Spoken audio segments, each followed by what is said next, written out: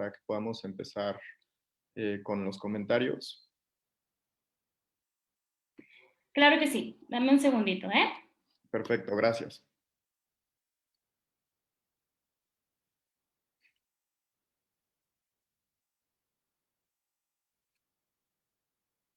Estamos teniendo problemas con la transmisión. Denos 5 minutos, por favor. Claro, sin problema.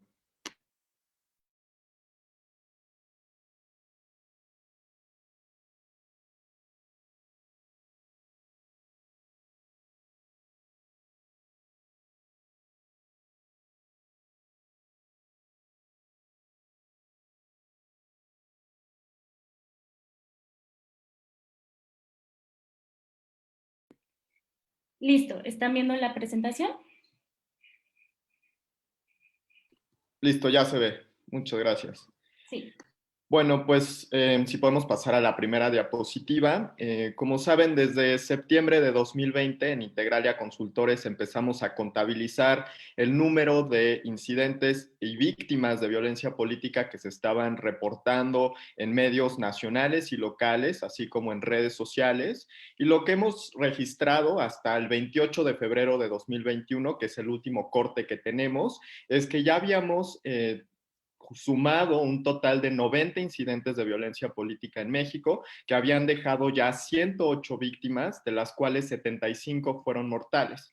Y destaca que de estas 75, al menos 11 eran candidatos o aspirantes a cargos de elección popular, la mayoría de ellos concentrados en los niveles municipales, ¿no? En términos geográficos, como pueden ver en la gráfica de la izquierda, lo que hemos identificado es que la mayoría de estos incidentes se han concentrado en las zonas del centro y del sur-sureste de la República, con focos rojos de violencia particularmente preocupantes en los estados de Veracruz, Oaxaca, Guerrero y Guanajuato.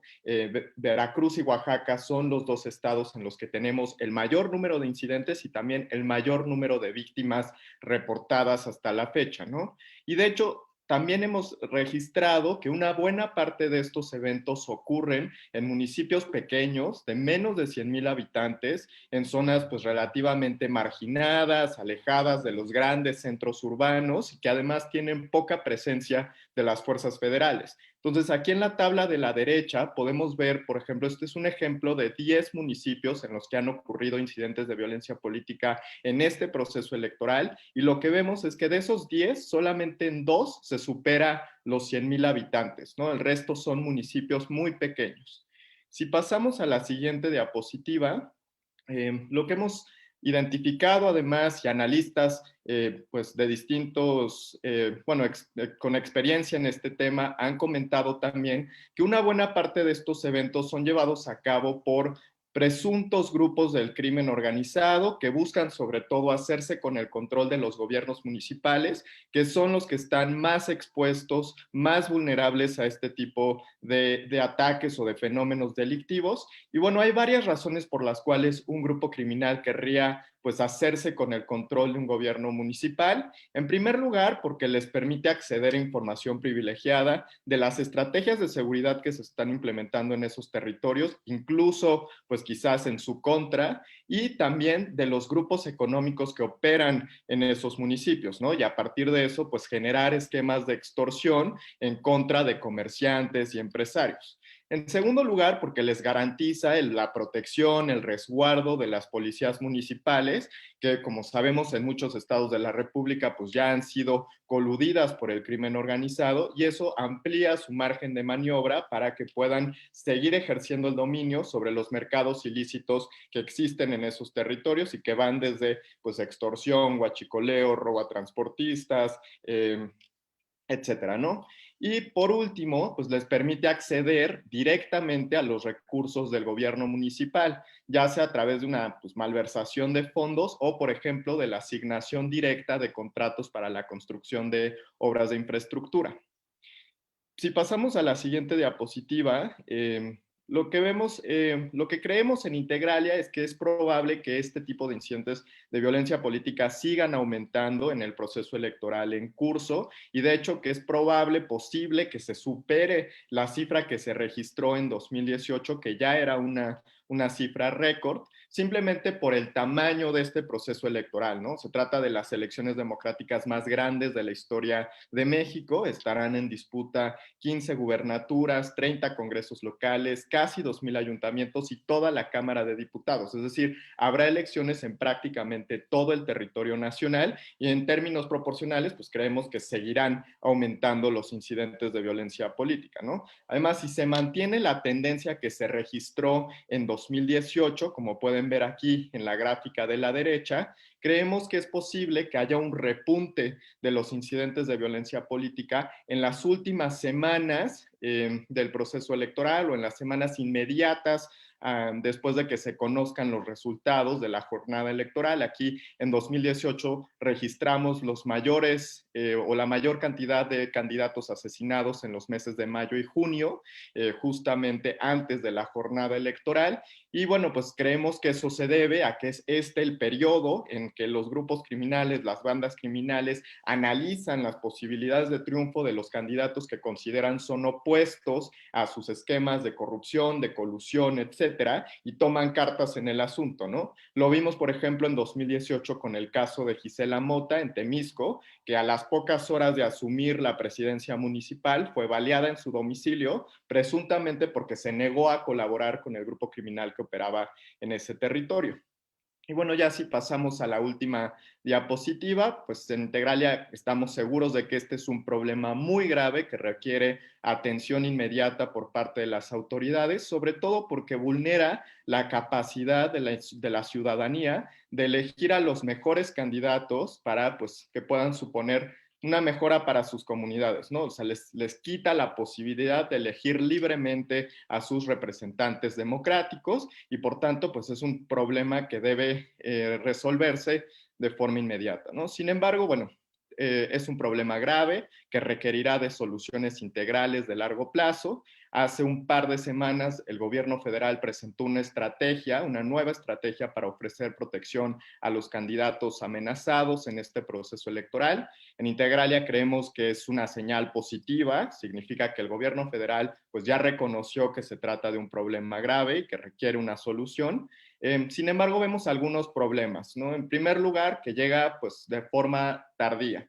Ya estamos a poco menos de 3 meses de la elección y pues apenas se va a implementar esta estrategia. Y en segundo lugar, que es pues muy difícil de implementar, ¿no? Simplemente por el tamaño de estas elecciones, como comentábamos, habrá casi 21,000 cargos de elección popular en disputa si se toman en cuenta los cabildos municipales. Entonces será muy difícil para el gobierno federal garantizar que la Guardia Nacional cuente con los elementos humanos, logísticos e incluso los recursos financieros necesarios para poder desplegar a sus elementos en estas regiones problemáticas, sobre todo porque, como comentamos al inicio, muchos de los candidatos en riesgo se encuentran en zonas que no tienen o que cuentan con una presencia limitada de la Guardia Nacional, ¿no? Lo vemos, por ejemplo, aquí en el mapa de la derecha, con los casos de Veracruz, San Luis Potosí, incluso Baja California, que tienen tasas bajas de guardias nacionales desplegados por cada 100,000 habitantes.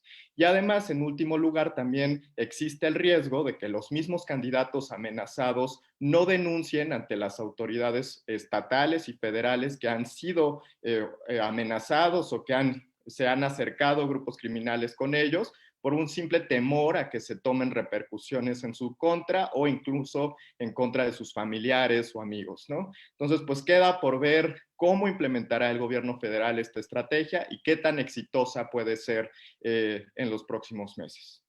Y bueno, pues eso sería todo por mi parte. Muchísimas gracias. Muchísimas gracias a ti. Sin duda, las estadísticas que nos acabas de compartir, pues nos dan una idea, ¿no? Del panorama nacional y pues muchísimas gracias por el trabajo que hacen desde Integralia. Les recuerdo a todos los que nos están siguiendo por Facebook y por Zoom que nos pueden dejar sus preguntas para poderlas contestar en la ronda de preguntas y respuestas. Y ahora pasamos con Víctor Hernández, para que nos hable, investigador del CIRDE, para que nos hable un poco sobre el tema.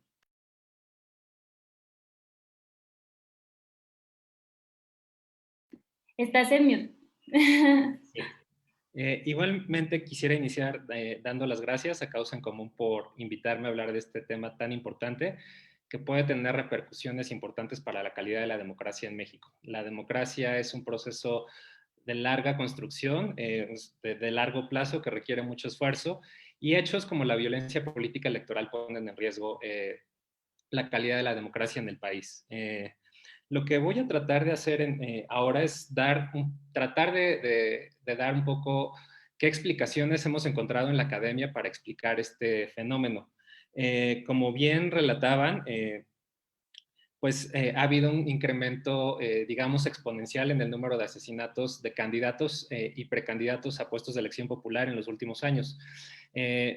Y bueno, igual quiero dar las gracias a Integralia y a ETELEC porque ellos producen siempre información que es sumamente útil para hacer este tipo de análisis.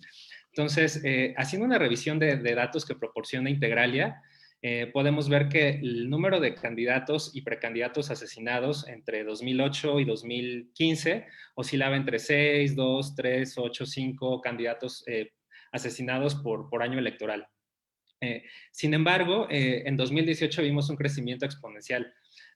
Dado que el promedio anterior era de 7, 6 candidatos asesinados en cada que había elecciones en el país, en 2015 ese número subió a 48 candidatos. Y entonces eso me llevó a mí a preguntarme, bueno, ¿qué es lo que está pasando? Las organizaciones criminales han estado presentes en México, sobre todo crimen organizado y crimen asociado al tráfico de drogas han estado presentes en México desde los 80s, 90s. Sandra Ley y Guillermo Trejo documentan que de 1990 a 2006 rara vez las organizaciones criminales atacaban a autoridades o a políticos. Y esto es sumamente lógico y racional porque las organizaciones criminales no quieren llamar la atención de sus actividades, no quieren llamar la atención y mandar señales. Estamos presentes en esta zona, lo que ellos quieren es pasar inadvertidos para poder seguir operando. Entonces es una rareza que el crimen organizado ataque a funcionarios públicos. Y eso es algo que explica muy bien Benjamin Lessing, un investigador de la Universidad de Chicago, pues que es una paradoja ver grupos criminales atacando candidatos y autoridades políticas. Y en este mismo libro, Sandra Ley y Guillermo Trejo observan que entre 2007 y 2006, es decir, una vez que se inició la guerra frontal contra el crimen organizado, comenzó a crecer el número de ataques a candidatos y a políticos. En total registran en este periodo de 2007 a 2012 156 asesinatos, de los cuales 7 a distintas autoridades políticas, entre alcaldes, autoridades municipales, autoridades estatales, de los cuales 7 fueron candidatos a puestos de elección popular. Entonces, aún así es un número relativamente pequeño, 7 de 2007 a 2012, pero en el proceso electoral federal pasado, de 2017 a 2018, hubo 48 candidatos asesinados. Entonces, utilizando datos de ETELEC, que publicó su séptimo reporte de violencia electoral hace 3 años, ellos tienen una lista detallada con nombres y apellidos de todos los candidatos que fueron asesinados. Y el Universal y Animal Político también publicaron sus propias listas y su propio conteo. Entonces, a partir de este conteo que hizo ETELEC, pues pude buscar en línea los nombres de los candidatos que fueron asesinados en el pasado proceso electoral y pues con sus nombres pues pude obtener información como en qué municipio estaban compitiendo, en qué municipio fueron asesinados, porque a veces estaban compitiendo en un municipio, pero viajan a municipios cercanos y los asesinatos ocurrían en otro municipio. A qué cargo político estaban aspirando, por qué partido político, en qué partido político militaban, su edad, su sexo y cómo fue la muerte. Buscando notas de periódico de los 48 candidatos que fueron asesinados en el pasado proceso electoral, en 20 casos pude encontrar historias en los medios de comunicación que relatan dar un poco de pista cómo fue la muerte y a qué podemos atribuir las causas de su muerte. Entonces, a partir de estos datos, pues construí una base de datos a nivel municipal, de en qué municipios habían ocurrido los asesinatos y en qué municipios estaban compitiendo y traté de hacer tratar de identificar qué variables económicas, políticas y sociales estaban relacionadas con los asesinatos. Pero antes de hacer ese análisis cuantitativo, pues hice una revisión exhaustiva de notas de prensa y como les dije, en 20 de los 48 casos pude encontrar en la prensa indicios de qué es lo que está ocurriendo con las muertes de los candidatos. Entonces, en 7 casos pareciera ser que sí fue organizaciones criminales quienes cometieron estos asesinatos. Muchas veces las organizaciones criminales tratan de influir en procesos electorales para o proteger candidatos que tienen cierto nivel de certeza que los van a proteger y los van a ayudar a instalar estos regímenes subnacionales de gobernanza criminal, o para atacar candidatos que ven como una amenaza a sus intereses. Entonces, a veces el crimen organizado amedrenta votantes. En una elección de gobernador en Chiapas, el crimen organizado publicaba desplegados en la prensa amenazando a los votantes de ciertos municipios que iban a sufrir las consecuencias si votaban por tal o cual candidato. Y eso pues está publicado en la prensa, y impugnaciones que presentaron esos candidatos afectados ante el Tribunal Electoral. Entonces, por una parte, a veces el crimen organizado amedrenta directamente a votantes, ponen narcomantas, anuncios en periódicos, etcétera, pero también intimidan a sus adversarios políticos y pues muchas veces los asesinan. Entonces, en 7 casos, en 2007, 2017, 2018, la prensa relata historias que pareciera ser que sí fue el crimen organizado quien cometió estos asesinatos. Un caso emblemático fue Fernando Purón Johnston, que fue alcalde de Piedras Negras en Coahuila. Durante su mandato como alcalde había emprendido una lucha contra el crimen organizado, en particular contra los Zetas, y durante la campaña fue a dar una ponencia a la Universidad Autónoma de Coahuila, Campus Piedras Negras. Saliendo se le acercaron 2 personas, nos podemos tomar una selfie con usted, y le dispararon.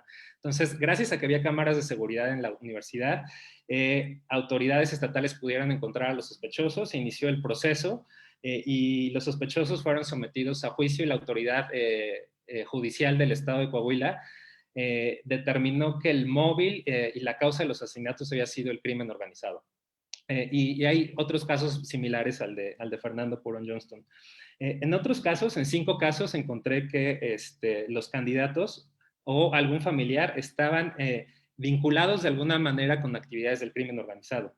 Un ejemplo es un candidato en Apaseo El Alto, Guanajuato, que anteriormente había sido director de seguridad pública municipal en ese estado, y la prensa relata que había construido una red delictiva con policías locales para el robo y venta de gasolina ilegal, el huachicol.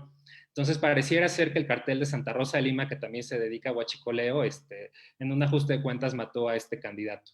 Y hay otras historias también en la prensa de cómo algunos candidatos o sus familiares estaban involucrados en algún tipo de actividades ilícitas. Algo que encontré en la prensa que también me llamó la atención, un par de casos o tal vez 3, es que algunos candidatos los asesinaron, pareciera que fue en un contexto de un robo con violencia. Es decir, los candidatos tampoco son víctimas, tampoco son ajenos al problema de inseguridad, digamos, general que vive el país. Entonces, un ejemplo de eso es un candidato en Tenango del Aire, Estado de México. Salió de su casa, estaba todavía cerca de su casa, 2 tipos lo interceptaron, lo golpearon, lo llevaron a su casa. Adentro de su casa lo mataron y robaron objetos de valor, y la Fiscalía General de Justicia del Estado de México logró dar con los sospechosos, y un juez de distrito les inició proceso legal por robo agravado con agravante de homicidio. Entonces, en algunos casos tal vez pareciera que pues no es necesariamente organizaciones criminales, sino víctimas de robo común como cualquier otro ciudadano.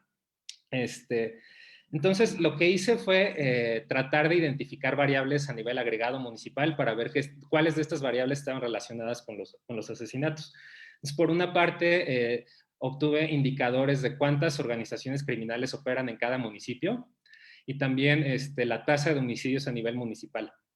Y algo que encontré en el análisis estadístico es que entre más organizaciones municipales están operando en cada municipio, se incrementa la probabilidad de que ocurran asesinatos en ese municipio en particular, y también se incrementa el número de asesinatos. Y otro indicador que también nos habla de la presencia de organizaciones criminales es la tasa de homicidios, y también es una variable estadísticamente significativa. Entonces, ambas variables nos están dando indicios de que la presencia del crimen organizado, sus actividades y los asesinatos que cometen se traducen también en asesinatos en la arena política. Durante el proceso electoral pasado también había otra narrativa de, bueno, tal vez no es el crimen organizado, tal vez es una cosa de competencia política férrea. En algunos países con nuevas democracias como África, cuando las elecciones muy cerradas, pues el partido en el gobierno o algún otro partido recurre a asesinar a los rivales. Entonces estaba pues en el aire esa hipótesis. Tal vez no es el crimen organizado, tal vez simplemente es que la democracia se está descomponiendo a tal grado que los mismos partidos políticos incurren en este tipo de actividades. Como ocurría en México postrevolucionario, que pues había levantamientos, y la forma de cómo determinar quién llegaba al poder, pues muchas veces era a través de asesinatos. Caciques en ciertos municipios peleaban con otros, se mataban, y pues el que quedaba vivo era el candidato. Entonces, también incluí una variable de competencia electoral a nivel municipal y pareciera ser que no está relacionada con los asesinatos. Entonces, eso por una parte es una buena noticia porque quiere decir que al menos al interior de los partidos políticos todavía hay algún clima de respeto y civilidad.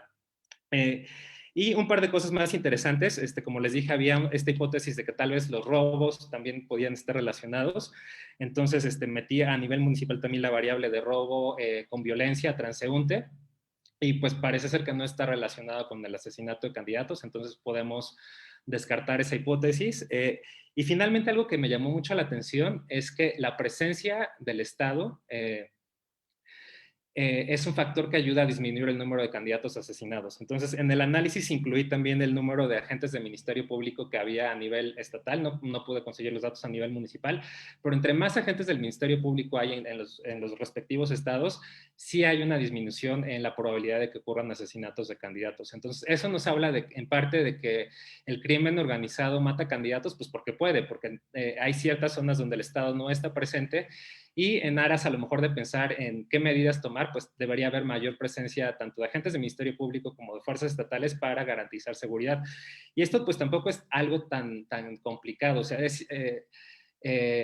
hay municipios donde hay muchas organizaciones criminales operando, donde hay una alta tasa de homicidios, donde además son zonas productoras de algún tipo de estupefaciente como amapola. Entonces, en el pasado proceso electoral hubo 3 asesinatos de candidatos en un solo municipio en Guerrero, en Chilapa. Y Chilapa es una zona donde se produce amapola y hay 2 grupos criminales peleando por la zona. Entonces, en ese tipo de zonas en particular, donde sabemos que son zonas de producción de cocaína, donde hay grupos criminales enfrentándose, donde hay más organizaciones criminales y mayores tasas de homicidio, es donde el Estado debería enfocar sus fuerzas para tratar de como un factor preventivo para evitar que haya este tipo de violencia política. Ya después, si quieren, podemos hablar también de las consecuencias que estos asesinatos tienen para la calidad de la democracia y otras cosas, pero pues dejaría mi participación en este momento hasta aquí. Muchísimas gracias, Víctor. Sin duda alguna, pues este análisis espacial y a nivel municipal de las dinámicas de violencia política, pues nos dicen mucho, ¿no? De las determinantes para que suceda. Y se acaba de integrar Rubén Salazar, director de TELEC. Muchísimas gracias por acompañarnos y te cedo la palabra. Estás muteado, perdón. Rubén.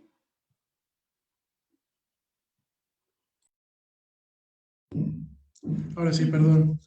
Pues muy buenos días. Primero que nada, agradecer a Causa en Común por la invitación, a su presidenta Marilena Morera, a los ponentes y a todos las personas que nos están viendo en este seminario. Es un tema de gran trascendencia, no solo en lo que se refiere a la agenda de seguridad pública, sino también en relación con la propia gobernabilidad democrática y con la propia convivencia democrática que todos esperamos pues sea uno de los aspectos que prevalezcan en estos procesos electorales. Después de lo que vivimos hace 3 años, una elección violenta que se desarrolló en un contexto además de violencia criminal muy importante, pero también en un contexto de una alta polarización política que me parece se está volviendo a repetir ahora, en donde tenemos a un régimen que parece no ser tan tolerante con sus opositores, y por opositores me refiero no solo a partidos políticos, me refiero a periodistas, organizaciones de la sociedad civil, un régimen cada vez más contrario a la crítica, a la transparencia. Entonces me parece que el contexto, lamentablemente, en estas elecciones pues no es propicio para que se desarrollen comicios en un ambiente de paz, de tranquilidad, aunado a estas situaciones de violencia que vamos a comentar. La violencia política no es un fenómeno reciente. Realmente nosotros pensamos que es un problema que ha venido acompañando pues prácticamente diversas etapas de transformación política desde que hemos alcanzado nuestra independencia. Y yo podría empezar con algunos antecedentes, por lo menos 5 casos paradigmáticos de violencia política que se desarrollaron a lo largo del último siglo, posterior a la construcción de ese partido hegemónico que pues lo que pretendió fue crear un régimen pues de instituciones para dejar a un lado el famoso gobierno de caudillos.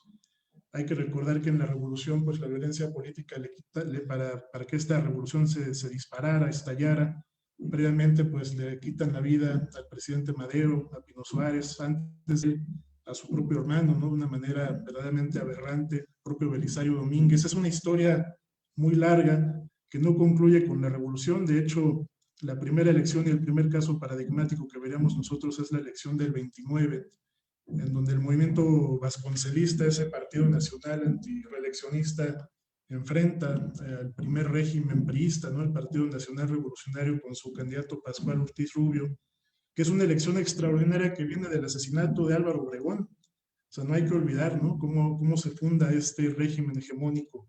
Y es un proceso muy violento. Hay crónicas de Antonieta Rivas Mercado en donde señala, por ejemplo, en un evento cerca de lo que ahora es el Metro Hidalgo, ahí en el centro histórico, asesinan a Germán del Campo, un vocero muy importante del movimiento antireeleccionista. Llega un grupo de pistoleros, de gavilleros y le quita la vida con esta intención de intimidar, ¿no? A un movimiento opositor que además pues, sufre de un fraude electoral, lo denuncia el propio Vasconcelos. Él tiene que salir, de hecho, del país. Una persecución política que inicia con un régimen que, aunque deja a un lado a los caudillos, lo que empieza a construir es todo un sistema de violencia sistemática en contra de sus opositores. El segundo caso paradigmático que yo vería es la elección del 52. El presidente era Miguel Alemán y el principal opositor era un disidente, un general disidente, el general Miguel Enríquez, que enfrenta al candidato del régimen, que era en ese entonces Adolfo Ruiz Cortines. Ahí también hay crónicas de un libro de Carlos Montemayor, en donde la esposa del secretario particular del general Enríquez habla de un acto represivo cerca de la Alameda, en donde ella comenta son asesinados cerca de 200 militantes de este movimiento. O sea, para que veamos cómo la violencia ya existía desde entonces, ¿no? Eran decenas de militantes los que pierden la vida en este político. Un tercer caso paradigmático que me gustaría comentar, y este ya es más reciente, pues tiene que ver con el asesinato de dos colaboradores de Cuauhtémoc Cárdenas en la elección del 88, unos días antes de la elección, Francisco Javier Obando, Román Gil, asesinados también. Y por supuesto, un cuarto que es el que a mí en lo personal me ha marcado pues, desde mi adolescencia. Fue uno de los principales motivos que me condujo incluso a elegir la carrera de ciencia política, el asesinato del candidato Luis Donaldo Colosio, que precisamente ayer se celebra un aniversario más de este magnicidio. Unos meses después, pues el propio asesinato de Ruiz Massieu, el secretario general de ese partido. Y tendríamos quizá un quinto más, ¿no? Que nos es más reciente, en 2010, el asesinato de Rodolfo Torre, el también candidato del PRI en Tamaulipas. Y el sexto, la elección más violenta de la historia, en 2018, en donde el indicador de violencia política de Telect registró un total de 152 políticos asesinados, de ellos 48 aspirantes a puestos de elección. Quisiera ahora pasar a qué es lo que está ocurriendo en este proceso electoral. Espero poder presentarles una presentación que hice precisamente para este seminario. Aquí.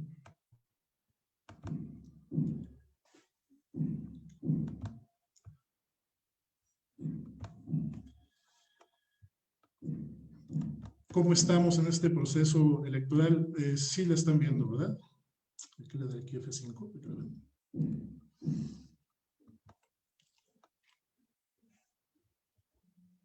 Acá. Sí se alcanza a ver. Sí, alcanza a ver, perfecto. ¿Cómo vamos en el actual proceso electoral? Tenemos al día de hoy un total de 61 políticos que han perdido la vida desde que inicia el proceso electoral el pasado 7 de septiembre hasta un corte que hicimos el 20 de marzo de este año. Adicionalmente han sido asesinados 78 servidores públicos de los 3 niveles y de todas las jerarquías. Queremos hacer esta distinción porque, de acuerdo a los registros que tenemos una base histórica de 23 años de atentados en contra de políticos y de servidores públicos. Los atentados en contra de servidores públicos es una práctica cotidiana de violencia que enfrentan tanto dentro como fuera de los procesos electorales. Y me parece que es importante también exponerlo porque de acuerdo al tipo de actividad que desempeñan los servidores públicos que no tienen militancia ni aspiraciones políticas, pues enfrentan una serie de desafíos en su seguridad. De hecho, la mayor parte de los servidores públicos sin militancia que han sido asesinados son mandos de seguridad pública. En este conteo, por ejemplo, no estamos incluyendo personal operativo de agencias de seguridad ni de Fuerzas Armadas sin mando, ¿no? Ahí hay un registro que hace de manera permanente, y también quiero felicitar a Causa en Común en relación a los atentados contra fuerzas de seguridad, contra policías, que me parece también es un tema que se intersecta, pero que sin duda pues son de los servidores públicos pues los más expuestos, ¿no?, a estos atentados, principalmente de la delincuencia organizada. En lo que se refiere a políticos, en el caso de Veracruz, que registra 12 atentados, 12 víctimas, este estado está concentrando actualmente el 20% de las víctimas de personajes políticos. Es interesante porque además Veracruz es la primera vez que está homologando sus elecciones municipales con un proceso federal. Es decir, Veracruz en procesos locales anteriores ya ha tenido, por supuesto, estos hechos de violencia, pero ahora los procesos concurrentes, al homologar cada vez un mayor número de puestos de elección, lo que está provocando precisamente es que toda la violencia que ocurría ya con anterioridad en años intermedios que no eran federales, en elecciones locales, pues está concentrando, ¿no?, en los procesos concurrentes a nivel federal. En relación a estos datos, estas 139 víctimas, tanto políticos como servidores públicos sin militancia política, el 26% de las víctimas son mujeres. Es importante aquí respecto al género. Nosotros no estamos aquí incluyendo el delito de violencia política de género, que ya es un delito penal después de la reforma que se aprobó hace un año en materia de violencia política de género, porque aquí hay una estadística oficial. Estos casos de violencia política de género los vamos a integrar cuando la autoridad brinde esta información, puesto que aquí sí las autoridades electorales pueden acreditar que hay motivaciones tanto políticas como de género. Entonces, es importante porque una vez que incluyamos ese dato, me parece que sí va a aumentar la proporción tanto de hombres como de mujeres, ¿no? Aunque aquí solo estamos viendo la parte de asesinatos. En lo que se refiere a los asesinatos, estos 139 víctimas de políticos y servidores, el 90%, perdón, el 65%, son 90 casos, pertenecen al ámbito municipal. La parte de servidores sin militancia, hemos tenido casos muy importantes también, no solo de mandos de seguridad, hay desde directores de agua, directores también del DIF. Hay un caso en Paso el Alto, asesinaron ahí a un director del DIF, imagínense nada más. Es decir, la manera en cómo los servidores públicos también están siendo pues, objeto de estos actos de violencia. Pasamos ahora al rubro de políticos específicamente. Tenemos un total, desde que inició el proceso electoral, de 238 agresiones en contra de políticos. De estas agresiones hay un total de 218 víctimas de diversos delitos. Tenemos 71 víctimas de amenazas, 61 políticos asesinados, pero tenemos también otros delitos que se cometen en contra de estos actores, por lo menos 16 víctimas de privación ilegal de la libertad. Aquí me voy a detener tantito porque de estos 16 hay 3 aspirantes a puestos de elección. Uno de ellos sigue secuestrado. Es un aspirante del PRI por la alcaldía de Mezquitic, el Pisco, y es un caso que hoy escribió Pascal Beltrán del Río, una columna en Excelsior.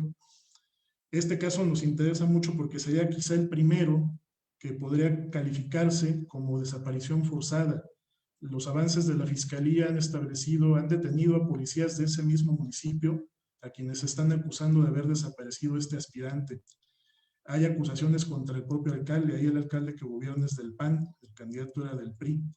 Entonces, aquí es un ejemplo claro, ¿no?, de cómo se mezclan también estos intereses de grupos políticos con grupos criminales, que es uno de los aspectos que me parece están marcando en buena medida la mayor parte de estos atentados que estamos registrando. También tenemos otras categorías, 14 atentados contra familiares. Hay 12 víctimas de homicidio en grado de tentativa, por lo menos aquí hay 7 heridos con arma de fuego. En lo que es la categoría de despojo de oficinas, esta sí es muy política porque se trata de militantes inconformes con los procesos de designación de candidaturas que llegan y toman las instalaciones de algunos comités municipales o a veces estatales y nacionales de algunos partidos políticos. La categoría que tenemos aquí también de daño a la propiedad es muy importante porque se trata de grupos tanto de civiles armados como de otros grupos que llegan con otro tipo de objetos, a veces con sustancias flamables, a disparar o incendiar las fachadas de los domicilios particulares de algunos alcaldes y aspirantes a puestos de elección. A veces llegan y también incendian sus automóviles, les quiebran los parabrisas, es decir, actos de intimidación que de alguna manera lo que buscan es amedrentar, ¿no?, a algunos aspirantes a puestos de elección y buscar que dejen la contienda, ¿no?, a través de la violencia. En comparación con el proceso del 2018, esto es muy importante. El presidente no sé por qué no ha destacado estos datos. Hace 3 años se pusieron en contacto con nosotros gentes del CISEN, de la Secretaría de Gobernación, les dimos toda la información para que la acreditaran. Esta información en teoría la debería tener ya el gobierno, pero pues no antes. En relación a las víctimas de todos estos delitos, sí hemos tenido un incremento del 19%, pasamos de 183 víctimas hasta el mismo periodo de hace 3 años, a las 218 víctimas de todos estos delitos que tenemos ahora. En lo que se refiere a los políticos que han fallecido por estos atentados, hace 3 años, en el mismo periodo, teníamos 82 víctimas de homicidio doloso. Actualmente tenemos 61, o sea, hay un descenso aquí del 25%. Y en lo que se refiere al número de aspirantes que han perdido la vida, hace 3 años a estas alturas ya habían sido asesinados 28 aspirantes y precandidatos. Actualmente tenemos un total de 18 aspirantes a puestos de elección que han sido asesinados, es decir, hay un descenso del 35%. Ahora aquí viene la pregunta, ¿por qué las cifras son menores? ¿Por la estrategia federal? Yo pienso que no. Me parece que la pandemia ha tenido un impacto en este sentido. La línea azul es el número de políticos asesinados, y si observamos el mes más elevado en víctimas fue el mes de noviembre. Hay un descenso muy marcado en diciembre y enero, que son los 2 meses del mayor apogeo de la pandemia. Hay menor actividad proselitista, no hubo grandes actos masivos, sobre todo en lo que es la etapa de precampañas. Es decir, el confinamiento pues tuvo un impacto también en la actividad político-electoral de muchos de estos aspirantes y políticos que también están involucrados en estos eventos. Se dispara el número de políticos asesinados en febrero, un total de 14 víctimas, y en marzo me llama mucho la atención, bueno, ya estamos a punto de terminar el mes y hay un descenso, llevamos 9. ¿Es una buena noticia? No lo sé. Nosotros deseamos que esta tendencia siga a la baja y que no se incremente, pero el problema es que esto repunta muchísimo en el periodo de campaña. Hasta un momento más lo vamos a ver. Rápidamente aquí nada más quiero comentar algo. Se repitió un patrón de hace 3 años. Pareciera ser que los agresores tienen una lectura de que en la medida en que en este periodo se trata de aspirantes y muchas veces de precandidatos, todavía no cuentan con el registro de candidatos en sus partidos políticos, mucho menos ante los organismos electorales. Y la legislación electoral lo que establece es que las medidas de seguridad se van a proveer únicamente a candidatos que ya tengan un registro en sus partidos. ¿Qué quiere decir esto? Que los agresores pensamos pues atentan mucho más contra aspirantes porque saben que la autoridad actúa con menor determinación cuando se trata de aspirantes. Por ejemplo, cuando ya son candidatos y las investigaciones avanzan, los anuncios son un tanto más pues importantes de parte de la autoridad, y en este sentido sí nos llama mucho la atención que sea en estos periodos donde más asesinan a aspirantes y precandidatos, ¿no? El problema es que hace 3 años, como podemos ver en las campañas, pues la violencia se dispara. Estas campañas también van a ser más cortas. El proceso acabará en junio. Por lo menos vamos a tener un proceso con una duración más corta, ¿no?, de 1 mes. Esto también podría contribuir a que los números de hace 3 años no se repitan o no superemos esas cifras. Pero sí me parece que el riesgo todavía es latente de que esta violencia pues se dispare en el proceso de campañas. ¿Cómo estamos también en relación a los estados? En los 61 casos de homicidios dolosos contra políticos, las 61 víctimas, tenemos 2 datos muy relevantes. Esto no quiere decir que los móviles sean políticos, pero sí nos llama la atención que pareciera ser que la violencia, ya sea que le esté cometiendo la delincuencia organizada, no solo material, sino intelectualmente, u otros grupos políticos, el 72% de estas 61 víctimas son opositoras a los gobiernos estatales. Cuando este dato lo aterrizamos a nivel municipal, de los 18 aspirantes, por ejemplo, 15 buscaban competir por alcaldías y uno más por una regiduría. Es decir, 16 de los 18 aspirantes asesinados buscaban competir por cargos del ámbito municipal. Y de estos 16 aspirantes, aquí el dato es mayor, el 81% son opositores a los alcaldes de los municipios en donde piensan competir. Es decir, hay un mayor riesgo, una mayor vulnerabilidad cuando compites por estos cargos municipales en algunas de estas regiones y localidades, pero también cuando eres opositor al poder estatal y al poder municipal. Hay muchas problemáticas en estos municipios. Desde hace 3 años observábamos, por ejemplo, la vinculación de alcaldes con grupos delictivos. Por ejemplo, en Puebla, que hace 3 años fue el epicentro de la violencia política, muchos alcaldes tenían vínculos con grupos de huachicoleros. Entonces, cuando llegaba un candidato a ofrecer o a integrar dentro de su oferta política, combatir a grupos delictivos, combatir la corrupción, empezamos a notar que el número de amenazas, el número también de secuestros y otro tipo de agresiones aumentaba muchísimo en muchos de estos casos, ¿no? Entonces sí me parece que es un tema que debe abordarse también, porque son más los opositores los que están siendo víctimas de estos actos de violencia. Finalmente, este dato, y volvemos al mismo tema de los opositores, cuando revisamos la militancia de cada una de las víctimas, los partidos más afectados es el PRI, tiene un total de 3 víctimas, pero ya si sumamos las víctimas por alianza, pues resulta ser que la alianza opositora, que está compuesta por PAN, PRI, PRD, tiene el mayor número de víctimas.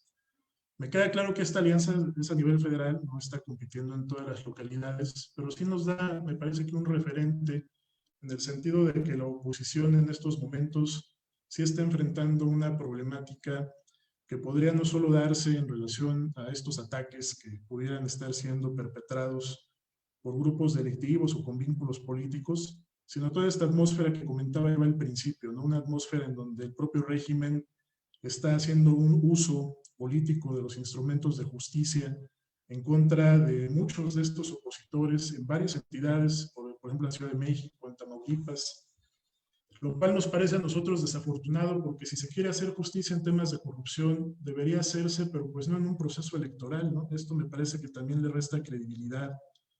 Y me parece que también empieza a reflejar pues una postura hasta cierto punto autoritaria. Y yo considero que no es una situación que deba permitirse, porque esto puede ocasionar también muchísima incertidumbre y más violencia en respuesta. Sobre las causas de esto, yo les podría decir que tenemos identificados en el 90% de estos 61 homicidios dolosos contra políticos a los autores materiales, ¿no? Es decir, el 90% de los casos son comandos armados, a veces integrados por 2, 3 o hasta 5 civiles armados que viajan en automóvil, viajan en motocicleta, a veces ponen retenes a los aspirantes que van transitando en vialidades o en carreteras, y desde ahí los asesinan, a veces desde vehículos en movimiento. Sobre la autoría intelectual hay muy pocos avances, como ya lo estaba comentando Víctor, pero yo sí quiero destacar, me parece, 5 trabajos que me parecen fundamentales para pues, poder llenar estos vacíos de información de parte de las fiscalías y poder encontrar algunas claves, ¿no?, sobre lo que está ocurriendo. De entrada, me gustaría destacar muchísimo, para ya no tardarme, el trabajo precisamente de Víctor Antonio Hernández, en donde trata de analizar las variables, sobre todo de competencia electoral y de violencia criminal, como factores que puedan estar disparando estos actos delictivos en contra de políticos. Me parece yo lo considero uno de los trabajos más trascendentes en relación a las regresiones y correlaciones que se han desarrollado para analizar estas posibles causas a partir de datos estadísticos, de datos duros. También quiero destacar el trabajo de Amalia Pulido, en donde ella analiza como un disparador los vínculos del poder político con el crimen. Es un trabajo que también debe revisarse, porque es algo de lo que estamos viendo, de lo que hoy escribió en su columna Pascal Beltrán, ayer también Héctor de Mauleón, una columna muy interesante en este sentido, y que deben revisarse esta manera como se está conjugando, por un lado, la delincuencia organizada, aprovechando la propia polarización política para enquistarse en la clase política, y la clase política también beneficiándose de los negocios informales que éstas les proveen. Y un tercer trabajo que voy a destacar es el de Sandra Ley y Guillermo Trejo, en donde aquí también ellos parten de la variable de las alternancias, en donde tenemos muchas coincidencias nosotros. Vamos en los próximos informes a dar a conocer también análisis al respecto.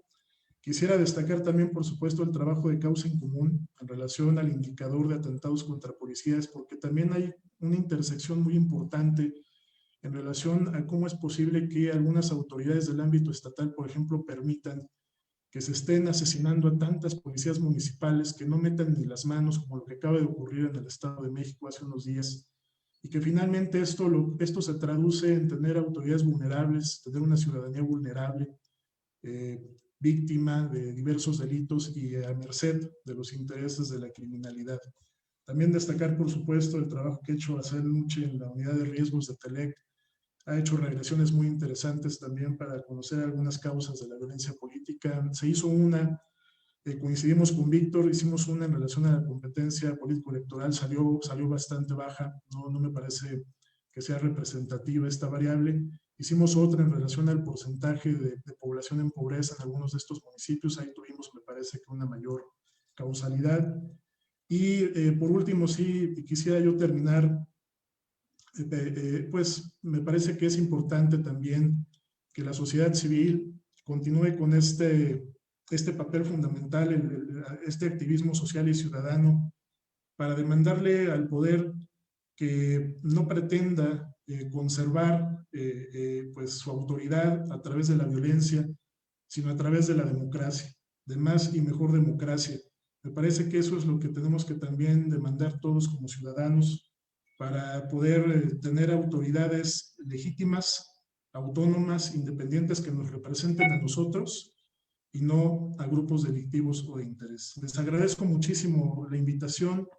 En verdad estoy muy contento de estar con ustedes y ojalá que algún día podamos volver a vernos de manera presencial y que podamos superar esta etapa tan terrible de la pandemia que en verdad nos tiene a todos, en verdad, pues en una situación muy, muy difícil. Muchísimas gracias. Muchísimas gracias a ti, Rubén, por todos los datos tan valiosos que generan. Y le quiero pasar la palabra a Marilena Morera, presidenta de Causa en Común. Bueno, pues muy buenos días a todas y todos. Les agradezco mucho que el día de hoy nos estén acompañando en este seminario sobre violencia política en México. De manera muy especial, por supuesto, le agradezco a Carlos Rubio, a Héctor Hernández y a Rubén Salazar por todo lo que el día de hoy nos han dicho, por sus reflexiones sobre este tema, por los análisis tan importantes que hacen. Y ojalá de verdad las autoridades los consulten de manera inmediata, porque como ya se decía en este seminario, pues ya van tarde. Lo que buscamos es analizar los motivos, las tendencias, la violencia, dar algunos ejemplos regionales, como ya se hizo, plantear propuestas que ayuden a prevenir y en su caso a castigar todos los actos, muchas veces letales, contra los actores políticos. El próximo 6 de junio, como ya se dijo aquí, se elegirán 500 diputados federales, 15 gubernaturas, 30 legislaturas con 1,063 diputados locales y más de 1,900 presidencias municipales. En total, suman 21,000 cargos públicos, que ya solo por ese hecho es un gran reto. Sin embargo, las personas que están activamente contendiendo por cada uno de estos cargos se enfrentan a un escenario hostil, sumamente violento, que pone en riesgo su seguridad, su integridad, pero también nuestra democracia. Nuestros precedentes inmediatos de épocas electorales pues son los del 2018. En ese periodo electoral, como ya lo dijo nuestro consultor de TELEC,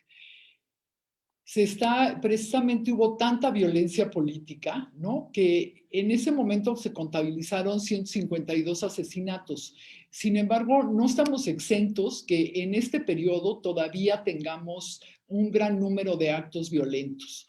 Desde luego, este periodo electoral también será muy sangriento, no tenemos duda y ya lo estamos viendo. La violencia política puede tener muchas expresiones, como ya lo vimos aquí, no solamente es el tema de los asesinatos, pero también hay muchas expresiones de desprestigio en las cuales las mujeres terminan siendo las más afectadas y no lo podemos dejar de decir.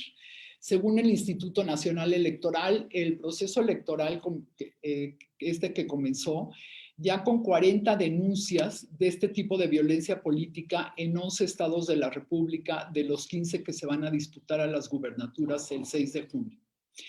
Nos parece un acto vergonzoso el que sucedió, por ejemplo, en Quintana Roo, donde 3 funcionarios de Islas Mujeres repartieron volantes en los que se promocionaba sexo servicio con el número telefónico de una precandidata del PAN a la diputación local. Esto es un reflejo de la violencia machista, ¿no? Además de la gran violencia que tenemos en el país, pero de la violencia machista en un país donde persiste la discriminación hacia las mujeres para mantenerlas fuera precisamente de la esfera pública. Ahora bien, uno de los principales retos que enfrentan las autoridades es ofrecer precisamente más seguridad a los posibles aspirantes y a los aspirantes que se encuentran en situaciones y zonas de riesgo. Creo que los mapas que ustedes tienen en sus consultorías y en las investigaciones que hace Víctor en el CIDE, bueno, pues son más que relevantes para poner el foco precisamente en los lugares donde los aspirantes tienen un mayor riesgo.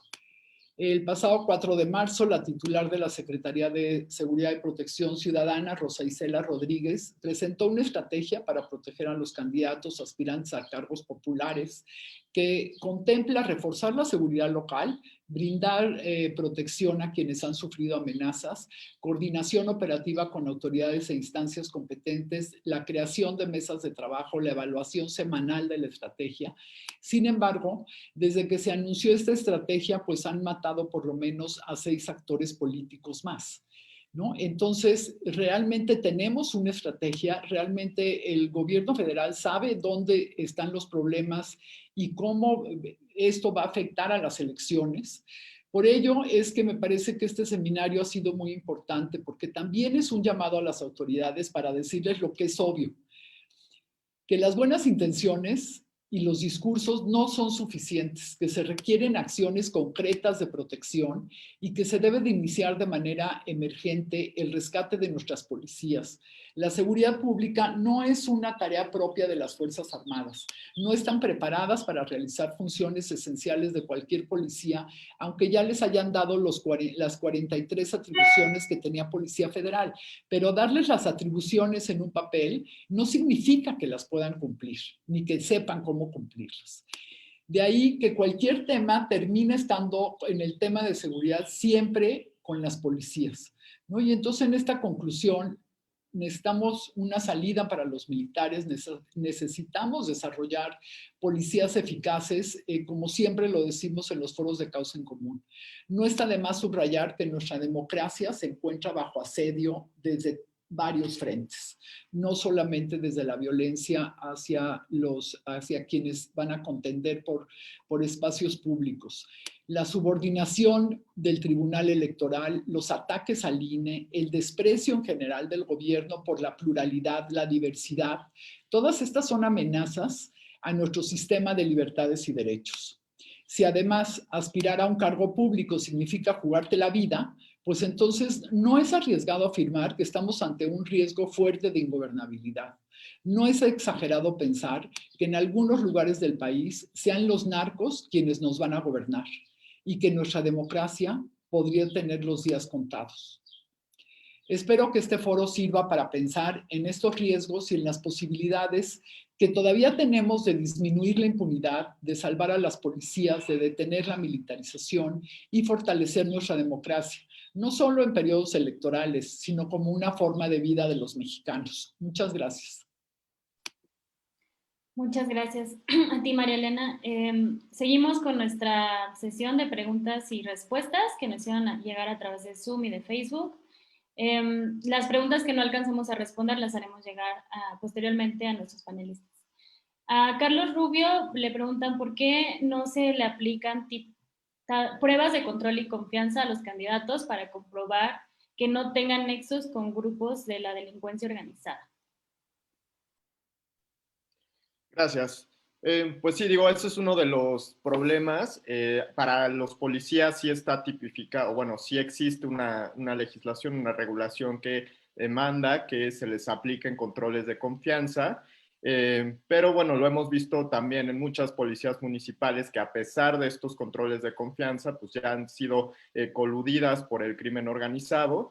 Yo concuerdo con lo que expuso María Elena, creo que la estrategia que se presentó es positiva, pero que se queda un poco en la retórica y que hay que hacer justo este trabajo de diagnóstico inicial. Creo que lo primero que falta es hacer un diagnóstico serio desde el gobierno federal, porque lo que hemos visto en las últimas semanas y en la estrategia que se presentó es que ellos mismos se basan en las cifras que ha recabado la academia, que hemos recabado en algunas consultorías, etcétera, pero no tienen como tal cifras que hayan recabado o sea, de parte de las agencias de inteligencia del gobierno federal, ¿no? Entonces creo que es indispensable que primero se haga ese análisis de parte del gobierno para identificar cuáles son las regiones vulnerables, cuáles son los estados en riesgo y cuáles son las causantes detrás de estos incidentes de violencia política en cada región, porque creo que lo que presentó el gobierno federal es una estrategia única para todo el país, cuando lo que se necesita son múltiples estrategias de seguridad que tomen en cuenta las particularidades de cada región, de cada comunidad afectada, para a partir de eso poder diseñar una estrategia específica que pueda tener resultados, pues no solo en el plazo inmediato de este proceso electoral, sino más a largo plazo en los próximos procesos electorales, ¿no? Y una parte de ese diagnóstico podría ser evaluar si se necesita o no un control de confianza para los aspirantes que busquen cargos de elección popular, pues una investigación para ver sus posibles vínculos con organizaciones criminales, etcétera, ¿no? Entonces creo que justo uno de los componentes indispensables que falta de parte del gobierno federal es llevar a cabo este diagnóstico y a partir de eso diseñar múltiples estrategias para responder a esta problemática. Perfecto, muchísimas gracias, Carlos. Preguntan a Víctor Hernández. Los candidatos y aspirantes en los municipios son los principales objetivos de la violencia. ¿Podemos creer que hay diversos niveles de violencia entre las esferas estatales y municipales? Sí es verdad, pues todos los análisis recientes muestran que la mayor parte de las víctimas de estos ataques letales pues son candidatos a puestos de elección popular muy locales, es decir, presidentes municipales, síndicos, diputados locales y con raras excepciones algún candidato a diputado federal. Y aquí algo que quisiera resaltar es el tema con el que había iniciado Rubén Salazar, el tema de la polarización política y cómo esa polarización política se traduce en este fenómeno de violencia. Él señala que el 72% de las víctimas eran candidatos que pertenecían a partidos políticos que estaban en oposición al gobierno estatal. Eso para 2021. Y para 2018 es una cifra similar, 68%. Entonces, pues aquí se llama la atención de que 68% en el proceso federal pasado y 72% en este son candidatos de partidos políticos de oposición al gobernador en funciones. Entonces, ¿qué podemos desprender de estos hechos? Yo, parte de mi análisis, pues trató de ver si había causas de competencia política entre partidos que llevaran a estos asesinatos. Entonces, traté de meter variables de competencia política. Los efectos son débiles y luego ya cuando uso otras técnicas estadísticas un poco más sofisticadas desaparecen totalmente, pero aún así está este hecho de que el 72% de los asesinatos son candidatos de oposición. Yo aquí, una hipótesis que me atrevería a lanzar, o más bien usaría parte de los hallazgos de Sandra Ley y de Guillermo Trejo respecto a cómo el crimen organizado utiliza oportunidades políticas. Cuando ven que un candidato está desprotegido, es cuando ellos lanzan estos ataques en contra del crimen organizado. Ya lo decía Rubén Salazar, la mayoría de los ataques son a precandidatos que aún no cuentan todavía con el respaldo de un partido político o con la seguridad que a lo mejor le puede dar un partido político. Y algo que ellos encuentran en el libro que acaban de publicar recientemente y en un artículo del British Journal of Political Science, es que utilizando este concepto de gobiernos yuxtapuestos que empezó a usar Alain de Rems en los 90, es que, bueno, un gobierno yuxtapuesto es cuando no hay concordancia entre los diferentes niveles de gobierno. A lo mejor el presidente es de un partido político, el gobernador es de otro partido y el presidente municipal es de otro partido político. Entonces, eso es un gobierno yuxtapuesto, no hay alineación. Hay algunos municipios donde sí gobierna el mismo partido del presidente, del gobernador y el presidente municipal, pero lo que ellos encuentran en su análisis es que en estos casos de gobiernos yuxtapuestos, donde no hay alineación política, los candidatos y los funcionarios locales se encuentran desprotegidos porque no hay suficiente coordinación entre autoridades federales, estatales y municipales para darles protección, y muchas veces a lo mejor sí hay un sesgo político, ya es donde viene la parte de la polarización. Entonces, lo que ellos documentan es que durante el sexenio de Calderón, el gobierno federal no dio el apoyo y la protección suficiente a candidatos y a funcionarios públicos de oposición. Entonces, eso es lo que explica que la mayor parte de los candidatos asesinados, pues yo creo que eso es algo que puede explicar que la mayor parte de los candidatos asesinados sean que pertenezcan a partidos de oposición. Y yo creo que esa historia que se vivió durante el sexenio Calderón la estamos viviendo ahora. Yo también me atrevería a decir que tal vez hoy día no hay suficiente coordinación ni voluntad política por parte del gobierno de Morena de proteger a candidatos o a políticos de oposición, y tal vez también por eso es que estamos viendo esta ola de violencia sin precedentes en Guanajuato, un estado gobernado por el PAN y mientras que la mayor parte de la seguridad a nivel federal está concentrada en Morena. Entonces, este hecho de los gobiernos yuxtapuestos yo creo nos puede dar evidencia de que hay funcionarios locales y candidatos políticos locales que están en la oposición y que por lo tanto no tienen la protección suficiente. Las organizaciones criminales se dan cuenta que están desprotegidos y aprovechan la oportunidad para cometer ataques, y muchas veces son ataques letales. Entonces, yo creo que sí es bien importante seguir analizando este tema de la polarización política, de los gobiernos yuxtapuestos y cómo deja desprotegidos a ciertos candidatos de oposición. Ya una última cosa, pues a partir de eso me atrevería a pensar que no tiene que ver con competencia política entre partidos políticos. En el pasado proceso electoral federal sí hubo, por ejemplo, un caso en Puebla, donde mataron a un candidato de Morena. Animal Político entrevistó a militantes y habitantes de ese municipio en particular. Los habitantes decían que pues, el PRI llevaba muchos años, décadas en el poder con apoyo de Antorcha Campesina, y que candidato Morena representaba como la primera oportunidad seria para derrotar al PRI en ese municipio. Entonces, los habitantes de ese municipio pues, creen que sí fue un asesinato con razones a partir de la competencia político-electoral. Pero yo diría que esos casos tal vez son la excepción. De todas maneras, no está comprobado que ese haya sido el caso. Entonces, me atrevería a decir que no es una férrea competencia política entre distintas fuerzas políticas lo que lleva a que veamos estos asesinatos de candidatos de oposición, sino más bien a falta de coordinación y de protección debido a estos gobiernos yuxtapuestos, y que el crimen organizado se da cuenta de eso y aprovecha la oportunidad. Muchísimas gracias, Víctor. Nos preguntan también a María Elena Morera. Preguntan si el discurso del presidente está incrementando la violencia política. Perdón, María Elena, estás muteada. Ahí está. Gracias. Desde luego la percepción que tenemos en Causa en Común es que por supuesto que sí está incrementando la violencia política, porque si desde la más alta esfera del poder el presidente polariza, descalifica, considera a todos sus oponentes en lugar de competidores, enemigos, bueno, pues esto, si uno lo va bajando, la gente interpreta, ¿no? Y la gente puede interpretar que lo que el presidente les está diciendo es que agredan a los contrarios. Y lo estamos viendo en las redes sociales, ¿no? En la agresión que hay cuando alguien menciona algo ni siquiera ofensivo contra algún candidato, sino está poniendo datos duros sobre la mesa, las agresiones que se vienen de inmediato, ¿no? Y eso ustedes trasládenlo a la calle, trasládenlo a municipios, donde la gente no está protegida, donde hay mucha polarización, donde la gente se enfrenta en la calle a muchos problemas. Por supuesto que el discurso del presidente influye e influye muchísimo en lo que está sucediendo en las calles en México. Muchísimas gracias, María Elena. Y por último, preguntan para Rubén, ¿hay alguna estrategia de corto plazo que se pueda implementar para limitar la violencia contra candidatos? Me parece que sí la hay. Nosotros lo que consideramos es que el anuncio del presidente también debió acompañarse de un combate a la impunidad.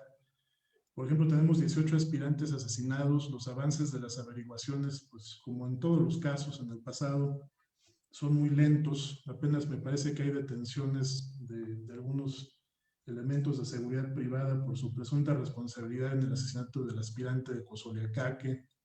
En el caso del aspirante del nuevo Casas Grandes también hay la posible vinculación de un grupo delictivo, pero no hay detenciones. Entonces, no hubo ni siquiera la presencia del fiscal. Es decir, quien debe investigar esto son delitos de fuero común, son las fiscalías. En estos casos de aspirantes, nosotros lo que hemos recomendado desde hace 3 años, lo volvemos a hacer ahora, es que sean atraídos los casos por la Fiscalía General de la República. Pero ¿qué ocurre? Totalmente de acuerdo con lo que dice Víctor. La autonomía de esas fiscalías es de membrete. Esos fiscales no son autónomos, los ponen ahí los gobernadores, los pone el presidente, o el fiscal general lo puso el presidente. Y cuando estamos hablando de que las víctimas son opositoras, pues ¿qué interés tienen entonces estas autoridades de demostrar su autonomía investigando estos casos independientemente de qué partido sean? No lo están haciendo. Otro mecanismo que me parece podría implementarse es el de establecer una línea directa con gobernación o con los secretarios de gobierno para todos los aspirantes que estén en situación de amenazas. Entonces sí me parece que eso no lo hemos visto en los anuncios que ha dado el presidente. Y la otra, lo que comentaba María Elena, la importancia también de establecer mesas de seguridad, donde la autoridad pudiera reunirse con organizaciones de la sociedad civil, con consultoras como las que estamos hoy presentes, para poder compartir toda esta información, porque finalmente, como bien lo señalaba también Carlos, la autoridad no cuenta con información estadística. Yo que más quisiera que esta información ya existiera, o sea, para nada más ponerme a analizarlo o hacer prospectiva y hacer escenarios, pero no la hay. Cuando nosotros queremos, por ejemplo, contar con información de otro tipo, incluso de violencia, otros ejes de violencia política, pues me parece que todavía las limitaciones en cuanto a la información oficial son aún mayores, y también me parece que estos instrumentos no van a servir si la actitud del presidente y del gobierno sigue siendo la de intimidar a sus opositores. No olvidemos lo que ocurrió en Chihuahua hace algunos meses, un movimiento opositor a un proyecto acuífero, a las pretensiones del gobierno de que estos recursos pues, se entregasen, ¿no?, a Estados Unidos por los acuerdos que tenemos con ese gobierno. Ahí fuerzas estatales del gobierno federal asesinaron a una mujer e hirieron a su esposo. Hay violencia política que también viene del régimen hacia grupos opositores, no necesariamente de partidos políticos, sino también de organizaciones ciudadanas que se oponen también a diversas decisiones o proyectos del propio gobierno. Entonces, en la medida en que esta atmósfera siga presente, pues los mecanismos también no van a tener ningún tipo de repercusión, ¿no? Muchísimas gracias, Rubén. Pues bueno, ya se nos acabó el tiempo. Muchísimas gracias a todas y a todos los que nos acompañaron en este seminario y por supuesto a nuestros panelistas. Nos llevamos reflexiones muy valiosas sobre la situación de la violencia política en el país. Recuerden seguirnos en nuestras redes sociales y en nuestra página de internet para consultar nuestros reportes y los próximos seminarios que tenemos programados. Muchísimas gracias. Muchas gracias a todos. Muchas gracias, María Elena. Gracias, Carlos, y gracias, Víctor. Muchas gracias a todos. Mucho gusto. Hasta luego. Buen día. Chao.